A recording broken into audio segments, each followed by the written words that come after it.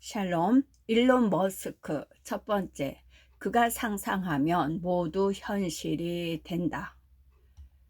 추천인의 글, 수많은 심리학자들이 한결같이 증명해왔던 사실 중 하나는 바로 인간은 참으로 끈질기게 미래를 과소 추정한다는 점이다.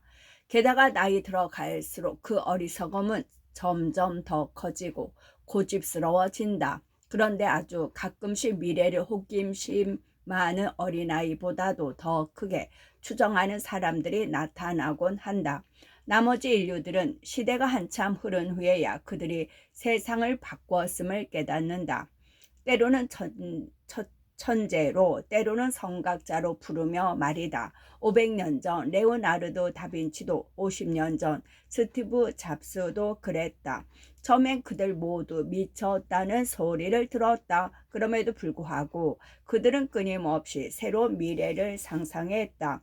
현 시대를 살아가고 있는 우리는 또 다른 다빈치를 보고 있는지 모른다. 바로 일론 머스크다. 그가 그리는 미래는 늘 우리의 상상을 넘어선다. 월터 아이작슨이 오랜 시간 공들여 쓴 이 책에는 우리 안에 잠들어 있는 수많은 잠재력을 다시 깨우는 절호의 기회들이 곳곳에 무수히 숨어 있다. 이 책을 통해 일론 머스크가 상상하는 미래를 엿보기 바란다. 김경일, 인지심리학자, 아주대학교 심리학과 교수. 테슬라는 시장을 압도한다. 테슬라는 글로벌 자동차 매출의 15위 수준인데 1위 도요타의 3배에 달하는 시가총액을 기록 중이다. 테슬라의 시가총액은 글로벌 톱10 자동차 기업의 시가총액을 더한 것보다 크다. 자동차 기업들이 현재를 달릴 때 테슬라는 미래를 달린다. 그 배경은 무엇일까? 경영자 일론 머스크의 이야기를 통해 그 배경을 찾아볼 수 있다. 움직이지 않으면 아무것도 바뀌지 않는다. 일론 머스크의 경영자적 마인드를 한마디로 정리하자면 경영자라기보다 모험가에 가깝다. 그가 뛰어들면 산업 지형이 변한다. 일론 머스크는 일반적인 사업가와는 생각이 완전히 다르다. 톡톡 튀고 가슴 설레는 영감을 바탕으로 사업을 차리는 혁신적인 존재임은 틀림없지만 사업을 안정적으로 유지하는 모범적인 사업가라고 말하기엔 어렵다. 일론 머스크에게 돈이란 그저 미래를 현재로 끌어오기 위한 수단에 불과하다. 매일 그의 트윗에 따라 주가가 오르내린다. 전 세계인이 그의 행보에 집중할 수밖에 없는 이유는 그의 생각 속에 미래가 담겨있기 때문이다. 그런 미래의 지속 가능성에 투자하고 인류의 미래를 위해 생각을 전개한다. 이 책은 머스크가 그리는 미래를 보여준다. 김광석, 한국경제산업연구원 경제연구실장, 한양대학교 겸임 교수. 휴머노이드 로봇을 연구하고 있기에 나는 꽤 가까운 곳에서 일론을 관찰하고 그와 직접 소통해왔다. 책에는 내가 현장에 있었던 이야기도 나온다. 내가 아는 일론은 미쳤다고 생각할 정도로 큰 꿈을 꾸고 엄청난 추진력으로 이를 밀어붙이는 사람이다. 월터 아이작스는 아주 날카로운 눈으로 일론을 관찰하고 그의 이야기를 우리에게 상세하게 생생하게 들려준다. 그가 하는 일이 자신의 진정한 믿음인지 목표를 이루는 과정이 우리가 본받을 만한 것인지는 논쟁의 여지가 있지만 그는 이 세상과 우리의 미래를 바꾸고 있는 대단한 혁신가임에는 틀림없다. 세상을 바꾸는 사람들은 우리가 배워야 할 그들만의 뭔가가 분명히 있다. 상상을 현실로 만드는 세계 혁신가 일론의 전기를 읽으며 나 또한 설레는 마음으로 지구의 미래를 상상해 보게 되었다. 우리가 쉽게 접하는 매체들에서 볼 수 있는 그의 이야기들과는 달리 일론에 대한 균형 잡힌 시각을 전하는 이 책을 꼭 읽어보기 바란다. 데니스 홍, 로봇공학자. 일론 머스크 하면 여러분은 어떤 이미지가 가장 먼저 떠오르는가? 전 세계 최고의 부자, 세상을 바꾸는 탁월한 경영자, 허황된 꿈을 꾸는 사기꾼, 몽상가, 허풍쟁이, 독선적이고 변덕스럽고 각종 기행으로 파문을 일으켜 1년 동안 회사 주가를 65% 떨어뜨린 최악의 CEO, 사람들이 머스크를 보는 시각은 이렇듯 다양하다. 미국 주식시장뿐 아니라 테슬라 주식에 투자한 우리나라 서학개미 일명 테슬람들을 울고 웃게 만드는 애증의 인물. 모두가 알고 있지만 누구도 진정한 그를 알지 못하는 셀럽 중의 셀럽. 세계 최고의 혁신기수 테슬라와 스페이스 X의 CEO 일론 머스크, 한때 몽상가와 사기꾼 취급을 받던 머스크는 어떻게 미래의 설계자라고 불리며 전 세계 최고의 부자가 되었고, 왜 최근 엄청난 돌출 행동과 발언으로 많은 사람들의 분노와 비판을 한몸에 받게 된 걸까? 그 답이 머스크 공식 전기 이 책에 있다. 세심한 디테일과 전개, 빨려 들어가는 문체로 세계에서 가장 혁신적이고 복잡하고 논쟁적인 인물을 일화 중심의 단편적인 접근이 아닌 종합적이고 깊이 있게 이해할 수 있게 해주는 놀라운 책이기에 그의 진면모를 알고 싶은 모든 분께 자신 있게 일독을 권한다. 신재용 서울대학교 경영학과 교수. 혹시 저 때문에 감정이 상한 사람이 있다면 그저 이렇게 말하고 싶네요. 저는 전기차를 재창조했고 지금은 사람들을 로켓선에 태워 화성으로 보내려 하고 있습니다. 그런 제가 차분하고 정상적인 친구일 거라고 생각하셨나요? 일론 머스크. 자신의 세상을 바꿀 수 있다고 믿을 정도로 미친 사람들이 결국 세상을 바꾼다. 스티브 잡슨. 장대한 퀘스트의 시작. 생존 캠프. 남아프리카 공화국에서 자라난 어린 시절 일론 머스크는 고통을 이겨내고 살아남는 법을 배웠다. 12살이 되던 해 머스크는 벨트 스쿨이라는 야생 생존 캠프에 보내졌다. 그곳에 대해 소설 파리 대왕에 나오는 것과 유사한 환경에서 예비군들로 구성된 준군사 조직이 운영하는 캠프라고 보면 됩니다. 라고 말한다.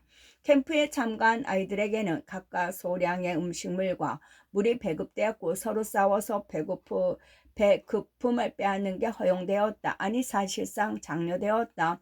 머스크의 남동생 킴벨 또한 집단 따돌림이나 괴롭힘이 덕목으로 통하는 곳이었다고 말한다.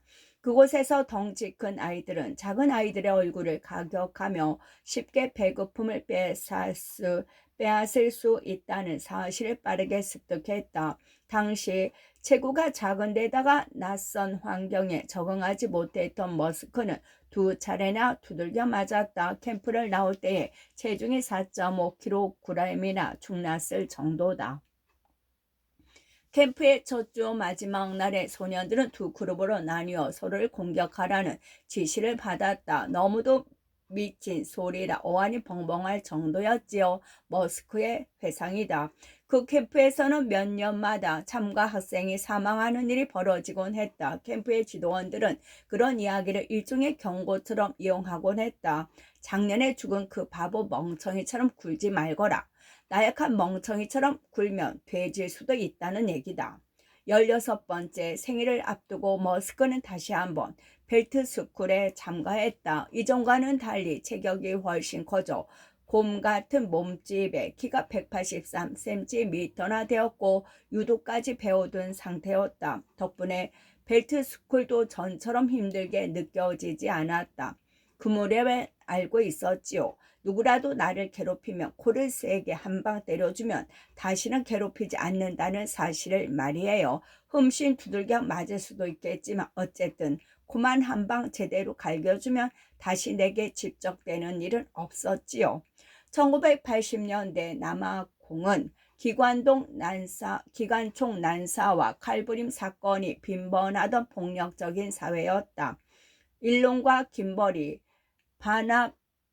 바르트 헤아트 음악 콘서트에 가던 도중에는 이런 일도 있었다. 형제가 해당 지역의 기차역에 도착했을 때 머리에 칼이 꽂힌 채 사람이 죽어 있었고 플랫폼 바닥에는 피가 흥건했다. 피를 밟지 않고는 플랫폼을 벗어날 수 없었고 저녁 내내 두 사람이 걸을 때마다 피 묻은 운동화 밑창에서 끈적거리는 소리가 났다. 머스크 가족은 집 앞을 뛰어가는 사람은 누구든 공격하도록 훈련받은 독일산 세퍼트를 길렀다. 일론이 6살이던 어느 날 집 앞 진입로를 뛰어 내려가자 그가 가장 좋아하던 그 개가 뒤따라 달려와 그의 등을 크게 물어뜯었다. 응급실에서 의사와 간호사들이 상처난 등에 봉합 수술을 준비할 때 일로는 그 개에게 벌을 내리지 않겠다고 약속해 줄 때까지는 치료를 받지 않겠다고 버텼다. 죽이지 않을 거죠? 그렇죠? 일로는 묻고 또 물었다. 관계자들은 죽이지 않겠다고 약속했다. 이 이야기를 하면서 머스크는 말을 멈추고 한동안 멍하니 허공을 응시했다. 죽이지 않겠다고 약속을 해놓고서도 그 개를 총으로 쏴 죽여버렸지요.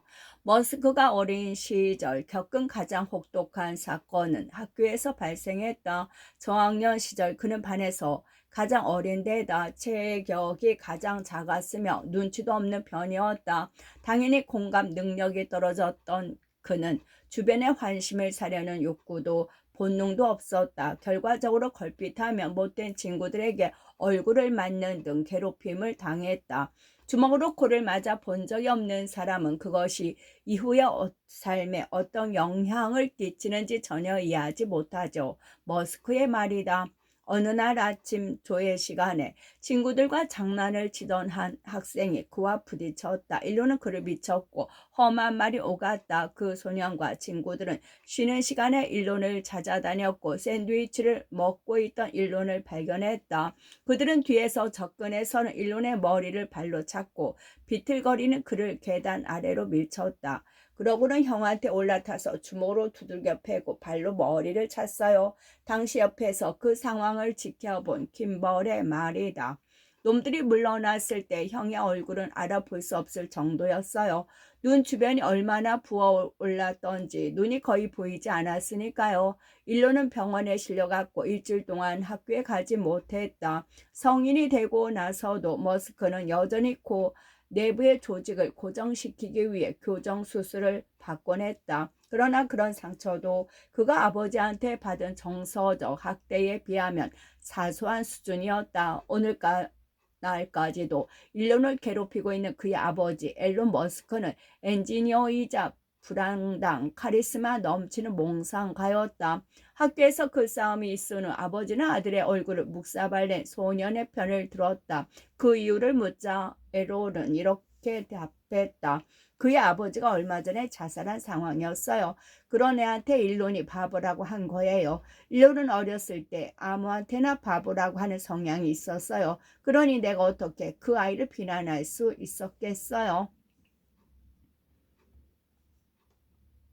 일론이 대원에서 집에 오자 아버지는 그를 질책했다. 거의 1시간을 세워놓고 소리를 지르면서 멍청이에다가 쓸모없는 놈이라고 하더군요. 일론의 회상이다. 그 장황한 비난을 옆에서 지켜봐야 했던 김벌은 그것이 자신의 인생 최악의 기억이라고 했다. 아버지가 미친 듯이 분통을 터뜨렸어요. 종종 그러긴 했지만 그날은 유독 심했지요. 다친 아들에 대한 연민이나 안타까움 같은 건 조금도 찾아볼 수 없었어요. 더 이상 아버지와 대화를 나누지 않는 일론과 김벌은 일론이 먼저 폭행을 유발했다는 아버지의 주장은 맥락에도 맞지 않으며 그 가해자는 결국 그 일로 소년원에 가게 되었다고 말한다. 형제의 말에 따르면 아버지는 변덕스러운 이야기꾼이라서 때로는 계산적으로 또 때로는 망상에 빠져 상상을 잔뜩 가미한 이야기를 풀어내는 사람이었다. 그들은 아버지가 지킬 박사와 하이드 같은 극단적인 양명성을 지녔다고 말한다. 한순간 다정한 모습을 보이다가도 일순간 돌변해서 1시간 넘게 가차없이 폭언을 퍼붓곤 했다는 것이다. 그의 장광설은 매번 일론이 얼마나 한심한지 이야기하는 것으로 끝나곤 했다. 일론은 늘 그 자리에 꼼짝없이 서서는 아버지의 비난을 감내해야 했다. 한마디로 정신적 고문이었지요. 일론은 이렇게 말하고는 꽤 오랜 시간 동안 침묵하다가 목매인 목소리로 덧붙였다. 아버지는 무엇이든 끔찍하게 만들어버리는 법을 확실히 알고 있었어요. 앨런 머스크는 내가 처음 전화했을 때 거의 3시간 동안이나 이야기를 풀어놓았다. 그리고 지금까지 2년 동안 정기적으로 나에게 전화나 문자로 연락을 해오고 있다. 그는 자신이 자녀들에게 얼마나 잘해주었는지 얼마나 설명하면서 자신이 아이들에게 해주었던 멋진 것들의 사진을 보내왔다. 적어도 자신의 사업이 잘 되던 시절에는 그랬다는 것이다. 그는 한때 로스로이스를 굴렀고 아이들과 함께 황야에 오두막을 지었으며 잠비아의 한 광산 주인으로부터 에메랄드 원석을 받기도 했다. 그 사업이 망하기 전까지는 말이다.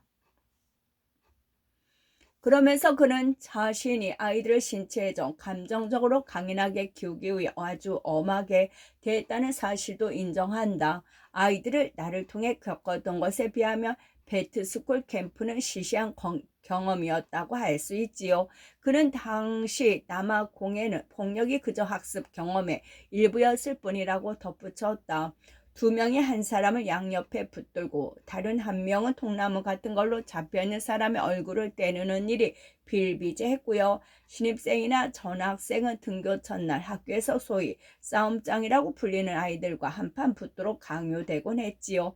그는 자신의 가정에서 극도로 가혹한 뒷골목식 독재를 행사했다는 사실을 자랑스럽게 인정했다. 그러고는 애써 또 이렇게 덧붙였다. 일론도 나중에와 똑같은 가혹한 독재를 자기 자신과 주변 사람들에게 행사했지요. 나를 키운 것은 역경이었다. 나를 키운 것은 역경이었다. 버락 오바마는 회고록에 다음과 같이 썼다. 예전에 누군가가 말했다. 모든 사람은 아버지의 기대에 부응하거나 아버지의 실수를 만회하려고 애쓰며 산다고. 어쩌면 나의 특정한 결함도 거기서 비롯된 것인지 모른다. 이 말은 오랜 세월 아버지에게서 정신적으로 영향을 받았던 일론 머스크에게도 해당할 것이다. 일론은 물리적으로나 심리적으로 아버지를 멀리하려고 수없이 시도했지만 아버지의 영향력에서 벗어나지 못했다. 일론의 기분은 밝음과 어둠, 강렬함과 얼빠짐, 세시함과 무심함을 주기적으로 넘나들었고 때로는 주변 사람들이 두려워하는 악마 모드에 빠져들곤 했다. 그는 아버지와 달리 자신의 아이들을 사랑으로 보살폈지만 다른 측면에서는 그의 행동 방식은 끊임없이 억누를 필요가 있는 모종의 위험성을 내비쳤다. 일론의 어머니는 그것을 망령이라고 부르며 자기 아버지를 닮아가는 것 같아요 라고 말했다. 이것은 전 세계의 신화 중에서 가장 크게 공감을 불러일으키는 서사 중 하나일 것이다. 그렇다면 이 스타워즈 유형의 영웅이 장대한 퀘스트를 수행하려면 과연 어느 정도까지 다스 베이더가 물려준 악마를 몰아내고 포스의 어두운 면과 싸워야 하는 걸까? 남아공이라는 환경에서 일론과 같은 어린 시절을 보낸 사람이라면 어떤 면에서는 스스로를 감정적으로 차단할 수밖에 없다고 생각해요. 머스크의 첫 번째 부인이자 그의 현존하는 10명의 자녀 중 5명을 낳은 저스틴의 말이다. 아버지가 매번 바보, 천치, 멍청이라고 부른다면 자신이 다루기 힘든 감정적 요소를 드러내게 만드는 내면의 어떤 것이든 차단하려는 게 유일한 반응 아니겠어요?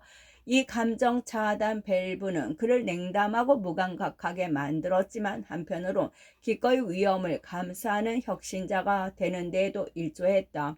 저스틴은 일론은 두려움을 차단하는 법을 배웠어요. 두려움을 차단한 사람이라면 기쁨이나 연민 같은 감정도 차단해야 했겠죠. 라고 설명을 덧붙였다.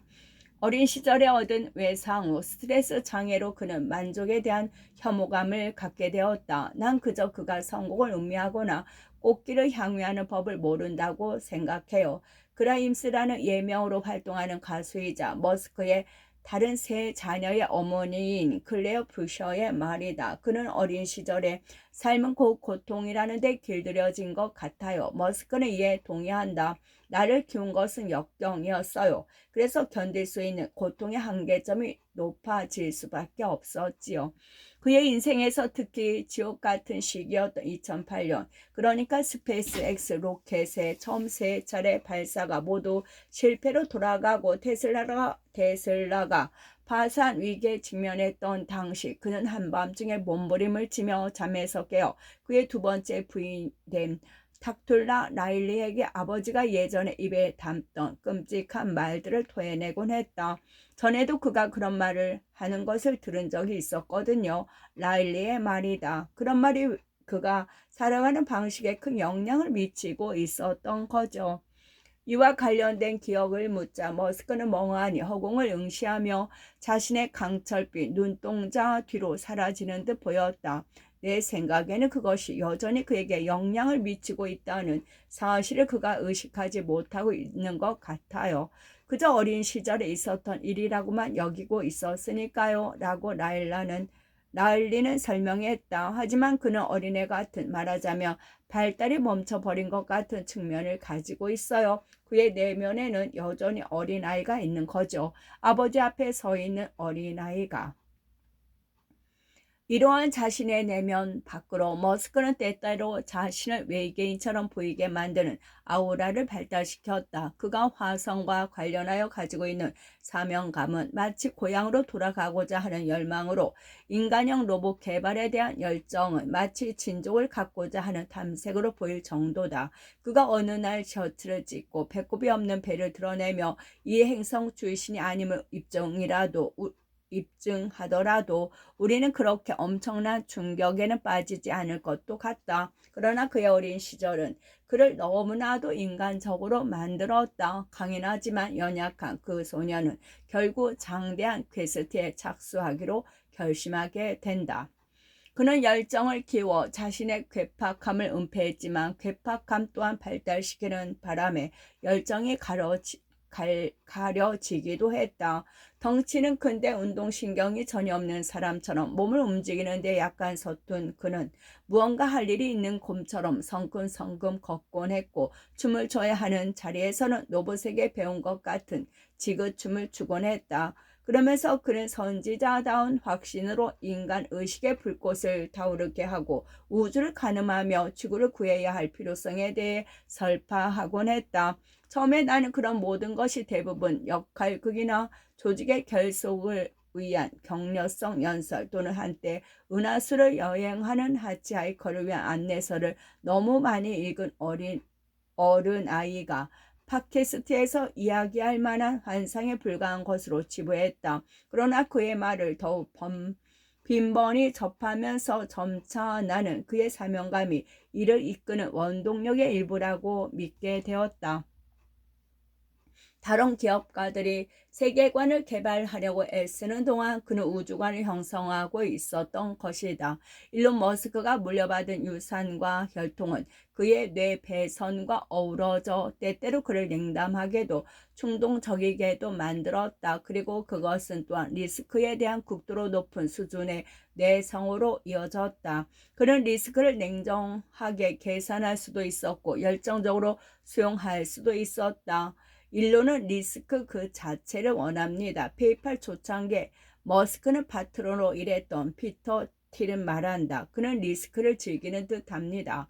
때로는 정말 리스크에 중독된 것처럼 보이기도 하고요. 머스크는 태풍이 몰려올 때 가장 강력한 생기를 느끼는 그런 사람 중 한 명이다. 나는 폭풍 위에 태어났어요. 그러니 고요함은 나에게 적합하지 않지요. 미국의 7대 대통령 애드류 잭슨이 한 말이다. 일론 머스크도 마찬가지다. 그는 일과 연애 양 측면에서 폭풍과 드라마를 끌어당기는 힘, 때로는 갈망을 발달시켰다. 그래서 그가 그렇게 부부 또는 연인 관계를 유지하는 데 어려움을 겪은 것이리라. 그는 유기나 데드라인, 할 일의 폭증과 같은 상황에서 번성했다. 복잡하고 난해한 도전에 직면하면 그로 인한 긴장으로 종종 잠을 이루지 못하거나 심지어 토하기도 했다. 그러나 그런 상황은 그에게 활력도 불어넣었다. 형은 드라마를 끄는 자석과 같아요. 김벌이 말한다. 드라마가 그의 강박이자 삶의 주제입니다. 예전에 내가 스티브 잡신에 관해 취재하던 당시 그의 파트너였던 스티브 워즈니악은 다음과 같은 질문을 제기하는 것이 중요하다고 말했다. 그가 꼭 그렇게 비열하게, 꼭 그렇게 거칠고 잔인하게, 꼭 그렇게 매번 드라마틱하게 굴었어야 했을까? 인터뷰 말미에 해당 질문과 관련해 본인은 어떻게 다른지를 묻자 워즈니악은 만약 자신이 애플을 경영했더라면 그보다는 좀 더 온화하게 처신했을 것이라고 답했다. 직원 모두를 가족처럼 대했을 것이고 직결로 해고하거나 그렇지도 않았을 것이라고 했다. 그런 후 잠시 멈추었다가 이렇게 덧붙였다. 하지만 만약 내가 애플을 경영했더라면 맥킨토시 같은 것은 결코 만들어내지 못했을 겁니다. 우리는 일론 머스크에 대해서도 유사한 질문을 떠올릴 수 있을 것이다. 만약 그가 괴팍하지 않았다면 과연 우리를 전기차의 미래로 그리고 화성으로 인도하는 사람이 될 수 있었을까? 2022년 초 스페이스X에서 31차례나 로켓을 성공으로 발사했고 테슬라의 자동차가 100만 대 가까이 팔렸으며 머스크가 지구상에서 가장 부유한 사람으로 등극한 기념비적인 한 해를 보내고 새로운 해를 맞으며 머스크는 극적인 상황을 만들어내는 자신의 중동에 대해 유감스럽다는 듯이 말했다. 아무래도 사고방식을 위기 모두에서 다른 것으로 전환해야 할 필요가 있는 것 같아요. 그가 나에게 한 말이다. 대략 지난 14년 동안 위기 모드로 살아왔거든요. 아니 거의 평생을 그랬다고 하는 게 맞겠네요. 그것은 새해 결심이라기보다는 아쉬움을 담은 말이었다. 그런 맹세를 했음에도 그는 세계 최상의 놀이터라 할 수 있는 트위터의 주식을 비밀리에 사들이고 있었다. 그해 4월 그는 오라클의 설립자이자 자신의 멘토 역할을 하고 있던 랠리 앨리슨의 하와이 저택으로 은밀히 날아갔다. 그의 비공식 여자친구인 배우 나타샤 바셋도 동행했다. 당시 그는 트위터 이사회에 참여할 것을 제안받은 상태였지만 하와이에서 주말을 보내면서 그것은 충분치 않다고 결론 내렸다. 그의 타고난 전성은 완전한 통제를 원했다. 그래서 그는 적대적 입찰을 통해 트위터를 완전히 인수하기로 결정했다. 그런 후 그는 밴쿠버로 날아가 그라임스를 만났고 그곳에서 그녀와 함께 새벽 5시까지 새로 출시된 엘든링이라는 전쟁을 벌여 제국을 건설하는 게임을 하면서 놀았다. 게임을 마친 후 그는 계획에 방아쇠를 당겨 트위터에 글을 올렸다. 인수 제안을 넣었습니다. 트위터를 인수하겠다는 공식 선언이었다. 지난 세월 어둠에 갇히거나 위험을 느낄 때마다 머스크에게는 어린 시절 놀이터에서 괴롭힘을 당하던 악몽이 되살아나곤 했다. 그런 그가 이제 놀이터를 소유할 수 있는 기회를 잡게 된 것이다. 제1장 모험을 향한 열정. 외할아버지와 외할머니. 리스크에 끌리는 일론 머스크의 성향은 집안 내력인 셈이다. 그런 면에서 외할아버지인 조슈아 홀드먼을 빼닮았기에 하는 말이다. 캐나다 중부 척박한 병원의 한 농장에서 성장한 홀드먼은 자기 주장을 굽힐 줄 모르는 저돌적인 모험가였다. 그는 아이오와에서 카이로플렉틱 요법, 신경과 근육 골격, 체계의 장애를 진단하고 치료하고 예방하는 수기치료법을 배운 후 무수주, 캐나다 서남부에 있는 도시 인근의 고향으로 돌아와 말을 훈련시키고 주민들에게 케이로플렉틱 요법으로 도수 치료를 해주며 숙식을 해결했다. 그렇게 일하면서 그는 마침내 자신의 농장을 장만했다. 하지만 1930년대 공황을 겪으며 농장을 잃고 말았다. 이후 몇 년 동안 그는 카우보이, 모데이 공연자, 건설 노동자 등으로 일하며 생계를 유지했다. 그런 가운데 변함없이 이어진 한 가지가 있다면 그것은 바로 모험에 대한 사랑이었다. 그는 결혼을 하고 이혼을 했으며 화물 열차를 타고 다니며 떠돌이 일꾼으로 생활하기도 했고 외항선을 타고 밀항을 하기도 했다. 농장을 잃은 것을 계기로 폴로리즘에 대한 신념을 갖게 된 홀드먼은 사회신용당이라는 정치운동 조직에 들어가 활발히 활동했다. 당시 사회신용당은 시민들에게 현금처럼 쓸 수 있는 신용지폐를 무상으로 배포해야 한다고 주장하던 조직이었다. 그들의 운동은 반유대주의가 가미된 보수적 근본주의 성향을 띠고 있었다. 캐나다 사회신용당의 첫 번째 지도자는 통치 권력에 참여하는 유대인의 비율이 비정상적으로 높다는 것을 이유로 들며 문화적 이상이 왜곡되고 있다고 비난했다. 홀드먼은 얼마 후 캐나다 사회신용당의 전국위원회 의장 자리에 올랐다. 그는 또한 정부가 정치인이 아닌 기술 관료들에 의해 운영되어야 한다는 신념을 표방하던 테크노코 라이스라는 운동에도 참여했다. 이 운동은 당시 캐나다의 제2차 세계대전 잠전의 반대를 표명하면서 일시적으로 불법화된 상태였다. 홀드번은 해당 운동을 지지하는 신문 광고를 통해 정부의 금지령에 저항했다. 그러던 어느 시점에 그는 볼룸 댄스에 매료되었고 그렇게 춤을 배우러 다니다가 자신만큼이나 모험을 좋아하는 위니프레스 프레처라는 여성을 만났다. 그녀는 16살이 되면서 무수도의 타임스 헤럴드의 일자리를 구했지만 댄서 겸 영화 배우가 되는 것이 꿈이었다. 그녀는 자신의 꿈을 위해 기차를 타고 시카고로 향했고 얼마 후 뉴욕으로 옮겼다. 무수도로 돌아온 위니프레스는 곧바로 댄스 학원을 차렸는데 바로 그곳에 홀드먼이 춤을 배우겠다고 등록한 것이다. 그가 그녀에게 밖에서 만나 저녁을 먹자고 정했을 때 그녀는 이렇게 답했다. 나는 우리 학원 회원하고는 데이트하지 않아요. 그러자 그는 학원을 그만두고 다시 그녀에게 데이트를 정했다. 몇 달 후에 그가 물었다. 우리 언제 결혼할까? 그녀가 답했다. 내일이요. 두 사람은